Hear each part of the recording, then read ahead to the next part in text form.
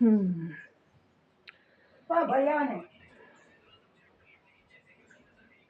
दोस्तों, मायके और ससुराल दोनों जगह पर रहकर मैंने ये देखा है कि घर के सयाने लोग हों या छोटे लोग हों या हमारे सहकर्मी हों, उन सभी की जो निगाहें हैं, जो ध्यान है, वो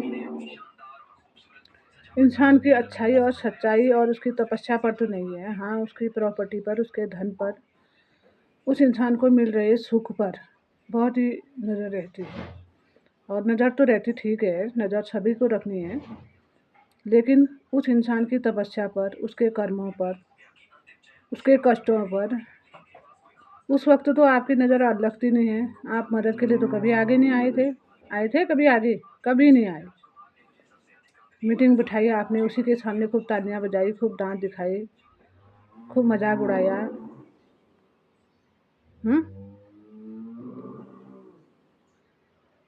अरे मूर्खो, जो तुम्हारे पिता का है वो तुमको ही मिलेगा, जो मेरे पिता का है वो मेरे को ही मिलेगा। फिर लड़ाई किस बात की?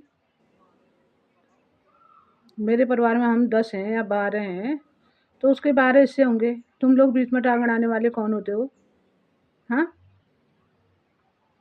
तुम्हारे घर में 2 या 1 हो, एक पिता का एक लड़का होगा तो एक हिस्सा, एक पिता की 7 संतानें होंगी तो 7 हिस्से। हो गया, बात खत्म। उन पे तुमको टांग अड़ाने की जरूरत है क्या? और पिता की जो छोड़ो, जो पिता छोड़ के गए हैं या जो हमारे पुरखों की है, वो हम ही को मिलेगा। दूसरा बाहर गांव का कोई ले नहीं सकता उसको।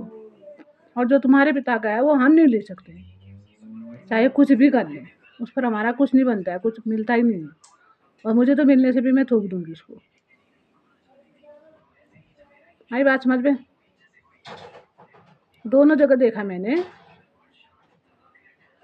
मैं बहुत ही अंधेरे में रह गई थी, भाई ये हो क्या रहा है, इतने अच्छे रिश्ते ऐसे क्यों बिगड़ रहे हैं। उसकी जड़ तक पहुंचो तो मिट्टी।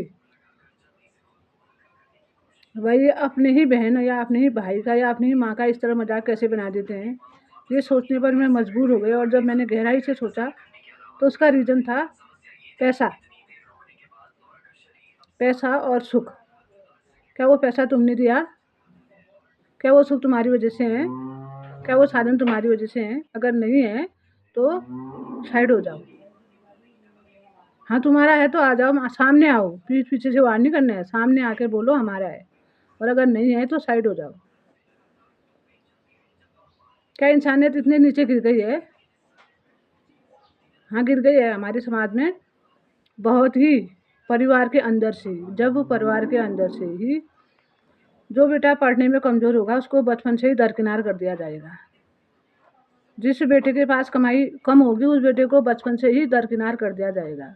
ये एक प्रकार का इस समाज में संस्कार बन गया है। समझ गए हैं आप लोग? इस तरह पैसे भी अंधे ना हुए। अगर आपने संतानें पैदा की हैं, कोई बात नहीं, जो संतान आपका कमज़ोर है उसकी मदद करो, जो बेटा आपका कमज़ोर है उसकी मदद करो, क्योंकि कमाने वाला बेटा तो कमा लेगा और वो अपने बच्चों को संभाल ही लेगा। लेकिन जो कमज़ोर है उसका साथ दो, उसका हाथ दो, उसको उठाओ, उसको भी समाज की धारा में मिक्स करो, तब ये समाज कहलाएगा।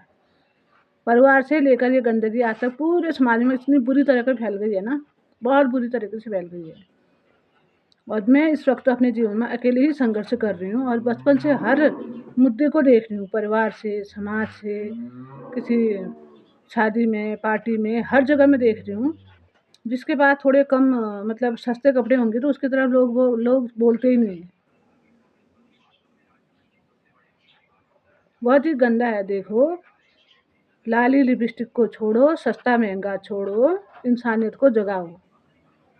अगर आप किसी को आपके साथ में खड़ा नहीं रहना चाहते तो आप अपना रास्ता बदलो। आप तो बदल सकते हो ना, आपके पास तो है, आप बदल सकते हो। जो बेचारा बदल नहीं सकता उसके पीछे क्यों पड़े हो? और अगर आपने युद्ध लड़ना ही है, दंगल लड़ना ही है, तो अपने बराबरी का आदमी ढूंढो। आप अपने आप को क्या समझते हो? यानी कि टाटा बिरला समझते हो तो आप उन्हीं से ला जाकर लड़ो, टाटा और बिरला से लड़ो। हम जैसे असहाय नारियों से मत लड़ो। धन्यवाद, धन्यवाद, धन्यवाद।